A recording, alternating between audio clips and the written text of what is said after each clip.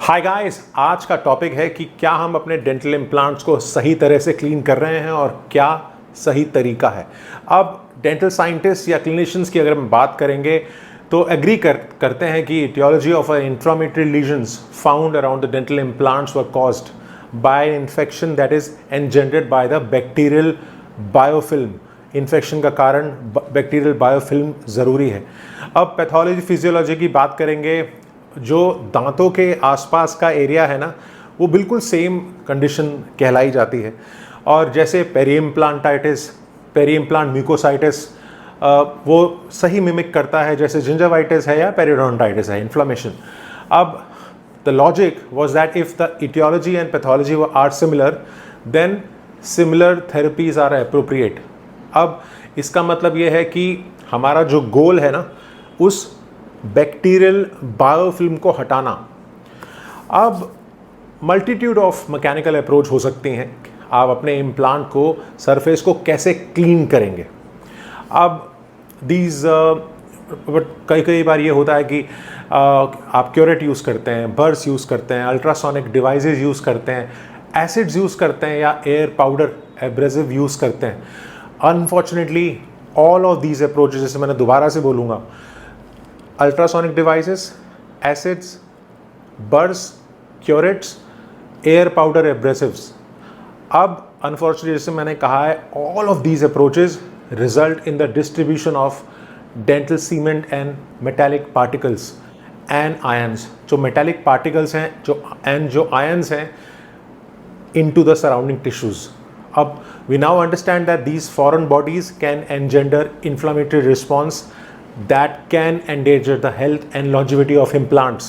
तो चाहे वो metallic particles हो या ions हो, ये tissues के लिए, implants के लिए harmful हैं। अब why Siemens initiated an inflammatory response around the dental implants but not around the teeth? सोचने की बात है, since the luting cements are the same. When the cement comes in contact with titanium, it alters its chemical structure, which is then seen as a foreign body. More recently, small particles and ions of titanium and zirconium have been implicated in some inflammatory lesions seen around dental implants.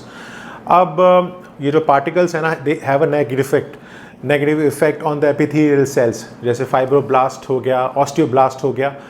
तो जो smaller particles है ना, they are phagocytes by macrophages and bacteria that can lead to an inflammatory cascade resulting in the bone loss.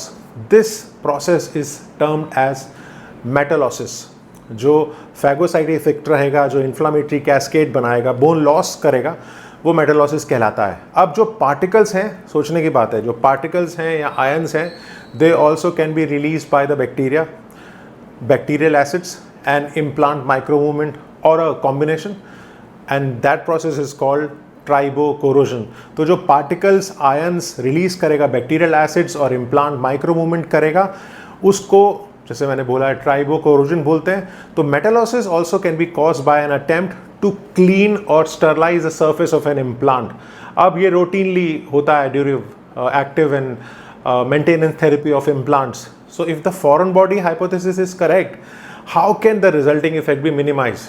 अब जैसे मैंने बोला है कि स्क्रू रिटेन प्रोसेसेस दे सकते हैं, सीमेंट कम यूज़ कर सकते हैं और कॉम्प्लेक्सिटीज़ पे ज़्यादा ध्यान ना देके, एसिड्स को ज़्यादा यूज़ ना करके, एब्रेसिव यूनिट ना यूज़ करके एक छोटा वाटर स्प्रेज यूज़ कीजिए या सेलाइन को कॉटन पैलेट पे डिप करके मैंने करना शुरू किया है, जो बायोफिल्म भी हटा देगा और मिनिमल डिस्ट्रीब्यूशन भी होगा मेटालिक पार्टिकल्स पे, तो वो ऑसियोइंटीग्रेशन भी करेगा। तो ये कॉन्सेप्ट जो है ना, मेंटेनेंस प्रोटोकॉल का या क्या अप्रोच है ट्रीट करना पेरी इम्प्लांटाइटिस को या सीमेंट रिमूव करने को, तो एक अलग विजुअलाइजेशन है जहाँ पे आपको देखना पड़ेगा कि कॉम्प्लेक्सिटीज़ क्या होती हैं और उसको आप कैसे क्लीन कर सकते हैं। तो ये मेरा मानना है कि टेक्नोलॉजी चेंज हो रही है और कहीं ना कहीं हमें अपने आप को अपडेट करना पड़ेगा। आपको क्या लगता है कि आपका क्लीनिंग का क्राइटेरिया क्या है डेंटल इम्प्लांट्स को मेंटेन रखने का? ज़रूर शेयर कीजिएगा अपना एक्सपीरियंस, अपना प्रोटोकॉल, DM कीजिएगा मुझे। बहुत बहुत शुक्रिया।